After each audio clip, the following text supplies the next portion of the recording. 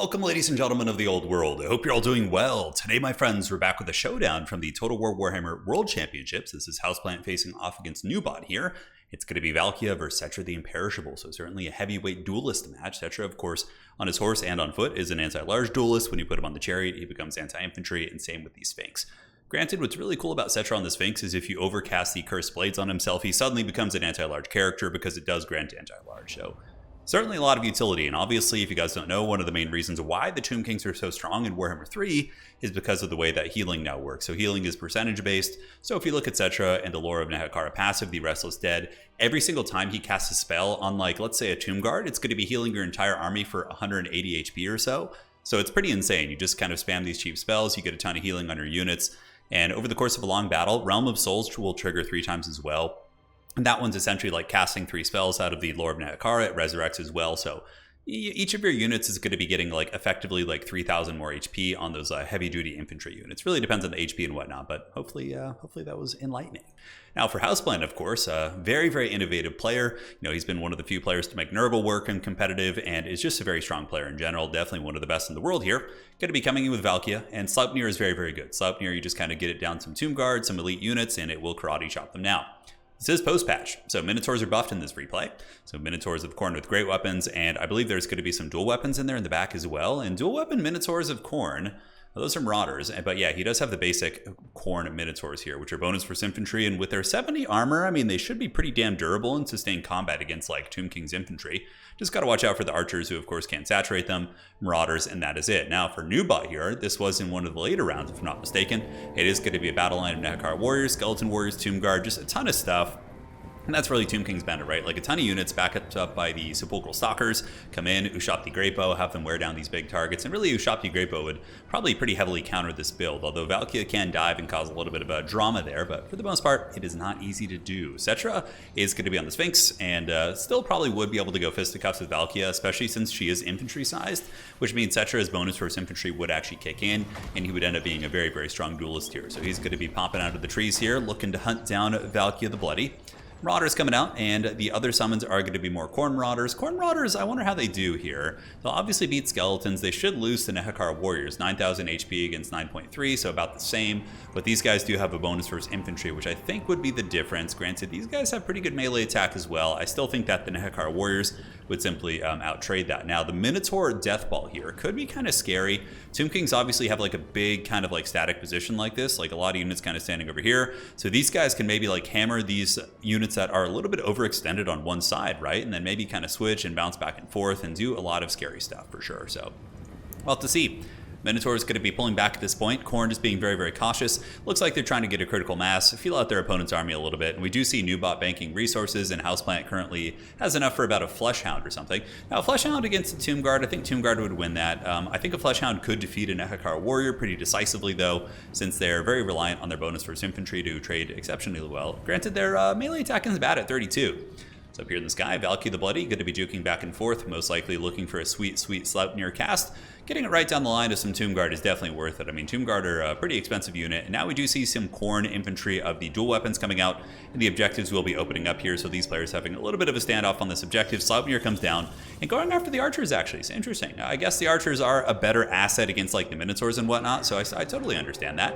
And she has led them to crumbling, and Valkia doing some work. I do like that. That's a nice little pick right there. Like, instantly just getting rid of an archer unit potentially seems pretty strong. Cetra's on the hunt, though, so Valkia's got to be careful. Does Valkia have the Demon Shield? It doesn't look like it. Looks like saving the 200 gold in lieu of a little bit of fancy micro. But there is going to be a second Sphinx coming out. It's so weird seeing Tomb Kings be played. They're almost always globally banned, but sometimes when you get to the really, like, high levels, these players will not ban the scariest factions because they're practiced at them, and they're going to be going for the W with those solid ones there. I'm definitely taking notes, though. Khorne is a faction I really want to main. I like them quite a bit. Really, really just kind of having a standoff here. And now we get some Exalted Bloodletters coming out, which, you know, Bloodletters are an amazing infantry unit if there's no archers hitting them, if there's no shock cav or monsters going on them, if they're just allowed to go mano-a-mano and go fisticuffs with an enemy infantry unit, those guys are going to be having a good time and pretty much dominating or at least trading upwards into any infantry unit in the game. Sure, they might lose to something here and there, but they're going to be trading, like, efficiently, typically speaking. They have the Hellblade, which is very cool, but yeah, just very, very strong unit. So Khorne, very, very conservative, but now they're going to be moving in and looking to swamp the side objective. Very, very cat and mouse play. I think he's going to be waiting for another Sleipnir cast, maybe just trying to make sure he karate chops all the archers before he moves in. There's only 2 archers on the field. We do have some spears coming in to try and buffer off the Minotaurs, but now Khorne is going to be committing. The Horn of War has been sounded as the Marauders have gotten into the Nehekar warriors, and both sides are going to be trading pretty heavily. And the Minotaurs, let's see what kind of damage they do. That's what I'm most excited about. And I mean, Minotaurs with great weapons, if they can get on top of like Cetra or the Sphinx character, they're going to take him to Pound Town pretty damn quickly. So it looks like Valkia is going to be getting into the archers, trying to mitigate some of that pressure. But here comes the Sphinx, certainly going to do some nice bonus versus infantry damage if she's not careful. And Valkia does get a little bit trapped here, but reinforcements are on the way in. Minotaurs with great weapons going to be diving into the Horsemen, and those Horsemen will get pounded super hard by the Minotaurs. They'll definitely do a lot of work there. So we'll keep tabs. We see the Nehekar Horsemen going down here. Khorne Taurus moving in on the other side. Bulls on parade as Minotaurs with dual weapons now get onto the Skeleton Warriors. That bonus versus infantry, they're going to make very, very quick work of these chaff units. And again, as long as the archers aren't really pounding them, they should be okay. We see the first wave of Fleshhounds coming in. One here and one here, so it looks like he saved up for a double Fleshhound. And he knows he needs to shut down the archers because Minotaurs, in theory, will dominate most of the units that you see here. As long as they're not being just peppered with arrows. I mean, Khorne Minotaurs are better than the Beastmen ones in that regard because they do, of course, have more armor. They have the 70 armor against the 35 or 40, I believe, of the Beastmen variant. And what's cool about Fleshhounds also is that they will chew up these archers, but even if, you know, you bring some Nehekar horsemen in, they're going to trade okay into those as well since they're lightly armored and pretty good targets. So the Khorne Minotaurs and Houseplan are really, really getting a big value lead here, but again, Tomb King's healing is a big factor. Realm of Souls, in conjunction with the lore passive and those other abilities. Valkia is also getting beaten up a little bit here, getting the trailer treatment as the Horn of Khorne does go down. Anti-large Minotaurs with a ton of melee attack, plus their bonus versus large. Should be able to do pretty well. The objective game, though, is heavily, heavily favoring the Tomb Kings right now, and we do see Khorne is finally going to be starting to wrestle the side point, and Cetra the Imperishable got worked on by those Minotaur great weapons. Man, look at that. They've earned 2 chevrons and 1,400 value from just working on Cetra. And no Shopti Greatbow, no Sepulchral Stalkers, so it looks like he was really just going for an aggressive monster build using the big Sphinxes and all those different units here, but really, really, I think some Shopti Greatbow or Sepulchral Stalkers would just be a godsend against this build here. It's like the Shopti summon's going to be going down. Tomb Kings are only down by about 2,000 value, probably about more like a 1,200 value gap considering the healing the Tomb Kings do have access to. Horsemen trading okay into the Fleshhounds here, but the Minotaurs continuing to just do really well. Now we're seeing some Khorne Horsemen coming in, a very good unit. What I love about Khorne Horsemen is their melee prowess. They can get in and chew through all these like different chaff units, right? So Camarine War Sphinx here is going to be on the run. Valkia the Bloody is going to be trying to escape here as Cetra the Imperishable continues to go after Valkia. She's got to be careful. Don't want to take that penalty of having your entire army kind of get wrecked a little bit there. So Valkia the Bloody is going to be trying to retreat while Fleshhounds of Khorne continue to attack these horsemen. Now taking a big macro look at the battlefield, top objective's completely undefended. So probably Khorne could send something up there to get it, but ooh, Sword of Khorne coming in with the steel chair, hitting those Tomb Guard right there. Also hitting these Tomb Guard as well as these Nehekar warriors. That was a brutal one. However, the Tomb Kings are getting a little bit of revenge here. And guys, remember, despite Khorne being okay in the value aspect of things, you have to remember, lore passives, lore passives, lore passives. And Valkia is on the run. She's got 800 HP. Cetra and the Sphinx are also both very low. Are we going to be seeing any Fleshhounds coming in maybe to try and help out Valkia here? She's running with 800. I'm sure Houseplant would really, really like an unsummon right now. We don't see the Horsemen kind of maneuvering over. It looks like those Horsemen sitting a little bit idle back there. It certainly could come across and try and save Valkia. Now they do, so you can see the order has been given. And the Fleshhound's going to be jumping out, going after ye old Cetra. So there they go. Cetra's going to get nibbled on a little bit. Valkia maybe is going to be able to survive. And Houseplant with the Horsemen over here. The Horsemen are actually really good to be feasting like the Heathen Kings of old. Attacking both these units. Oh, and Minotaurs with great weapons. Was it a bait? Was it a trap? Regardless, it seems to be a good opportunity to get the picks here. Throwing Axe is getting some nice damage. Fleshhounds and the Minotaurs taking an angular pursuit to try and cut off Cetra. And they do get ahead of Cetra. Anti-large attacks doing a lot of damage, critical binding.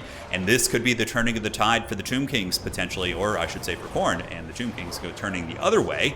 And now both of their really expensive centerpieces, which were able to rout Valkia off the battlefield. I think, no, man, the Valkyrie of Khorne is back.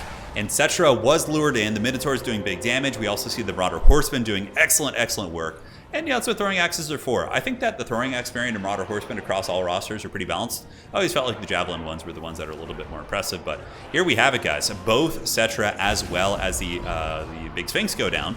On the side point, Marauders of Khorne trying to take that. The side is pretty firmly controlled by Khorne, and it seems like they're starting to take over the game. That was like the big play, the overextending monsters into the tattered Minotaurs, and Valkia coming back as well. Now there's a leadership penalty on the Tomb Kings. If we take a look at their base leadership, look at these. They're at really, really low leadership at 52 right now. And yeah, negative 16 because the Lord recently died, and eventually that will transition to being negative 10. So that's usually how that goes. And man, oh man, look at this. The Khorne Tour is doing some serious work. Now we got some dual weapons coming out. They should be able to wrestle that objective. Khorne is going to get the middle objective here, and it looks like it's honestly going to be a Khorne victory. What is this? Is this Sword of Khorne again? Yes, man, those Swords of Khorne have been so good this game. That was the second one. That did so much damage.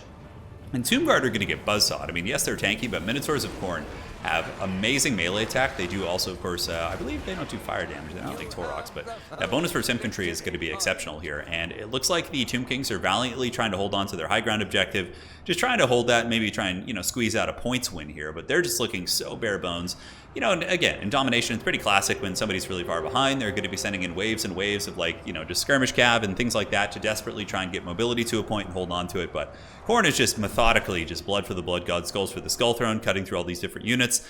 And up here we do see the Nekar horseman looks like getting a little bit of damage, but again, Khorne's going to get this objective, and that is going to be GG. Well played. So check that out. Man, maybe Khorne's got some cool tech against Tomb Kings. However, I do think there were some substantial inefficiencies in the Tomb King build. Like Ushabti are okay against Khorne. I don't know how much they're needed. I do feel like Ushabti Greypos would have been so good against this build. And Sepulchral Stalkers also would have been amazing. And, you know, so some of the typical counters you would see to these type of units just didn't exist. And he didn't bring them in this build. But aside from that, it was a very good game. It was awesome play on both sides. Minotaurs 24, 1500. I mean, yeah, they had a lot of targets, like big construct beatdown time.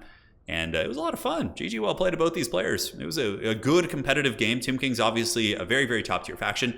But again, if you bring the wrong stuff, you can still lose. GG well played to both players, and we'll be back with more replay soon. That's it for tonight. Take care of yourselves, and GG.